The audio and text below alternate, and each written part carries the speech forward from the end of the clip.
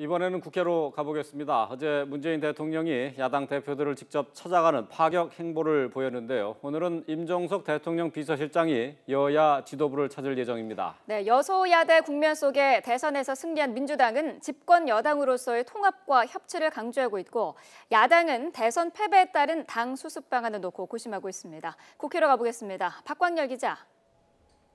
네, 국회에 나와 있습니다. 네, 자 국회 일정 알아보죠. 어제 문재인 대통령에 이어서 오늘은 임종석 대통령 비서실장이 국회를 찾죠.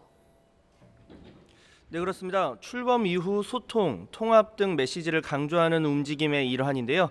잠시 뒤인 10시 반 정세균 국회의장 등 국회의장단을 예방하고요.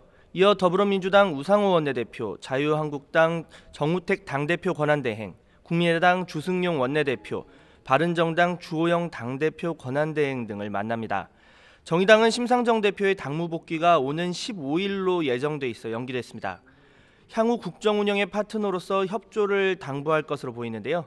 이제 막 정권이 시작된 만큼 무난히 진행될 것으로 보이지만, 자유한국당 측이 어제 비서실장이라는 중책을 주사파 출신이자 개성공단 추진자에게 맡긴 것에 국민적 우려가 크다고 비판 논평을 내 이에 대한 신경전도 주목됩니다. 예, 이제 집권 여당이 됐죠. 더불어민주당 오늘 분위기 어떻습니까? 네, 우상호 원내대표는 국회 청문회에서 총리와 국정원장 등의 청문회 통과에 최선을 다하겠다면서 또한 야당의 협조를 부탁했습니다. 이번 대선 선거 결과에 대해서도 간략히 언급했는데요. 국민의당과 바른정당, 정의당의 선거 결과에 대해 격려의 말을 전하면서 개혁 성공을 위해 협조하자고 전했습니다. 자유한국당에게는 민심을 잘 받아들여 변화하는 보수의 길을 가라는 충고를 던지기도 했습니다.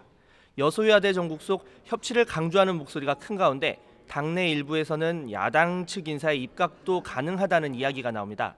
박영선 민주당 통합정부 추진위원장은 언론 인터뷰를 통해 심상정 정의당 대표가 노동부 장관이 되는 것도 생각해 볼 수 있다고 밝히기도 했는데요. 합리적 진보, 개혁적 보수에 해당하는 사람과 함께 일을 하겠다. 또 정의를 추구하는 가치가 같은 사람은 당적과 상관없이 일하겠다는 문재인 대통령의 과거 발언을 전하기도 했습니다. 네, 야권도 알아보죠. 선거 패배 충격의 최소화, 그리고 향후 대정부 기조 등을 놓고 논의를 시작하는 모양새죠.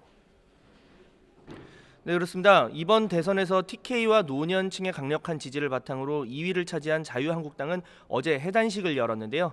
2위를 차지한 것도 기적이라는 반응도, 또 그리고 예상보다 득표율이 낮았다는 의견도 있었습니다.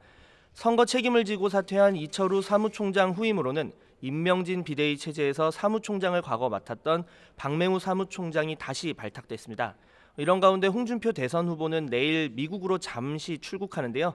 전날 SNS를 통해 이번 대선을 끝이 아닌 새로운 출발점으로 삼겠다며 향후 당권 도전 가능성도 내비쳤습니다.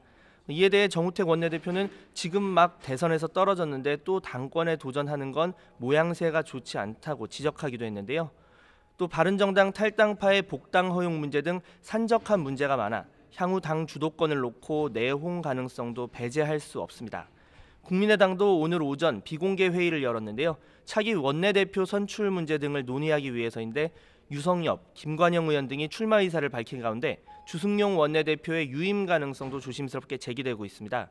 안철수 대선 후보는 점심에 선대위원장들과 만나고 저녁에 여의도 모처에서 당 의원들과 만찬을 하면서 그동안 선거 기간에 보여준 도움에 감사를 표할 예정입니다.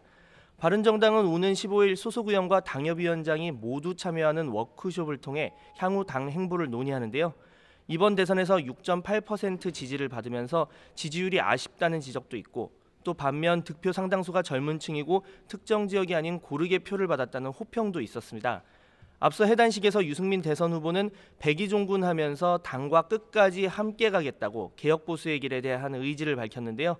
다만 대선을 거치면서 원내 20석의 미니정당으로 줄어들어 향후 국민의당 등과 일정 부분 협력이 필요할 것으로 당 안팎에서 예측도 나오고 있습니다. 정의당은 앞서 말씀드렸듯이 오는 15일 심상정 대표가 당무에 복귀합니다. 이번 대선에서 진보 후보 사상 최대 득표율을 받은 것에 큰 의미를 부여하고 있는데요. 대선 과정에서 문재인 대통령의 왼쪽에 힘을 실어달라고 국민에 호소한 만큼 향후 전국에서 과감한 개혁을 위한 목소리를 낼 것으로 보입니다. 지금까지 국회에서 YTN 박광열입니다.